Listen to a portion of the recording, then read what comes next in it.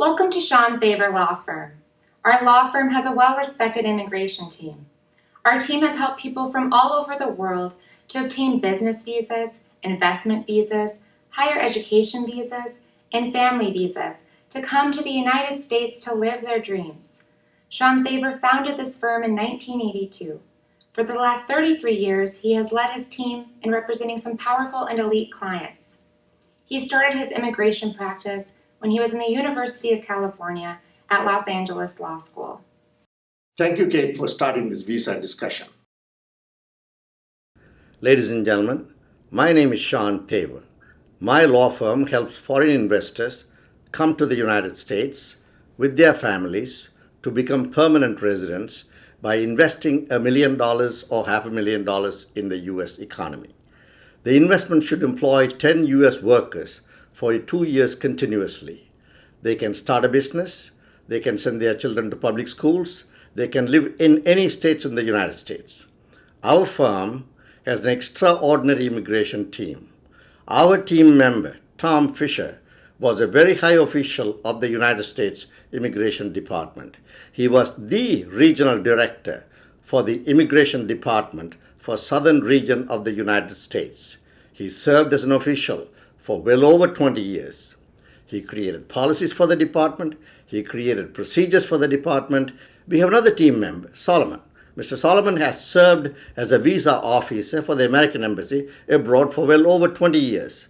I myself am doing immigration work from the time I was a law student at the University of California in Los Angeles. Let's begin talking about EB-5 visas. What is EB-5 visa? EB-5, Sean, is the employment-based fifth preference. I think for our viewers, I can show a little quick diagram that will maybe put this in the proper perspective. When you look at the immigration process, it basically is a large triangle. And at the very top of that triangle is U.S. citizenship, which an individual themselves would apply for. It basically is the first thing an immigration individual would want to get the benefit. They apply on their own by themselves. There is no requirement to file. Now, underneath that group is a category called immigrant visa. And this is the same as green card or lawful permanent resident.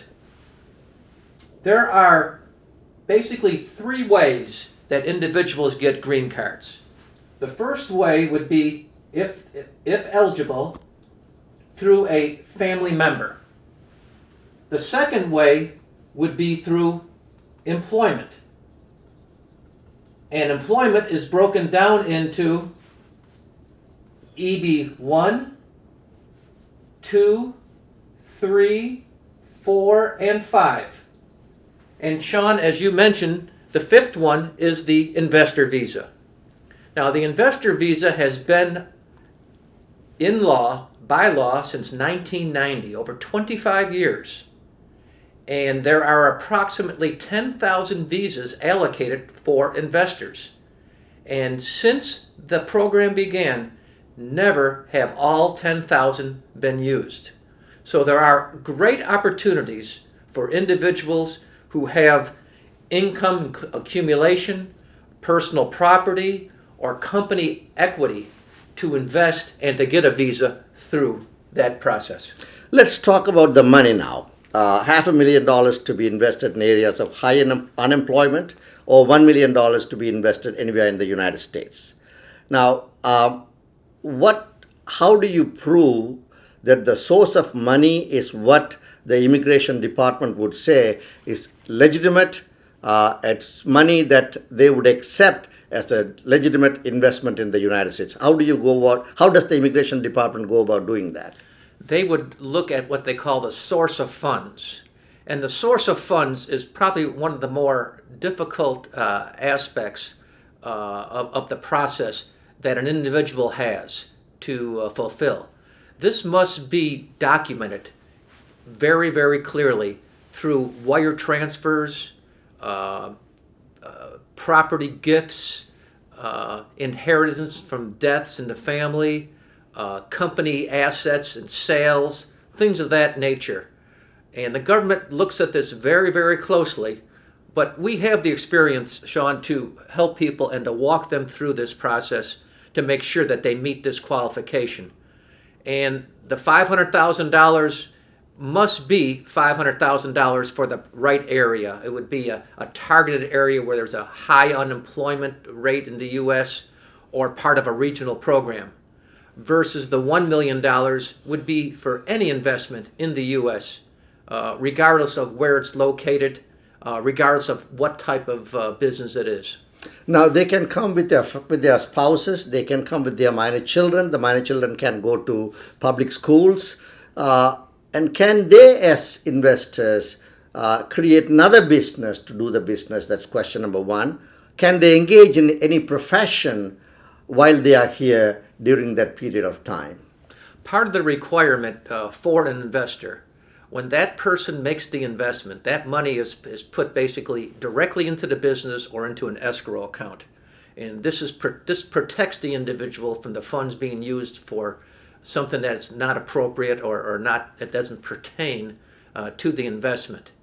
Now, when the individual files the appropriate paperwork with the Immigration Service, they will get what they call a conditional permanent resident, which is good for 2 years. And during that 2-year period, that person must be involved in the management of that business investment activity.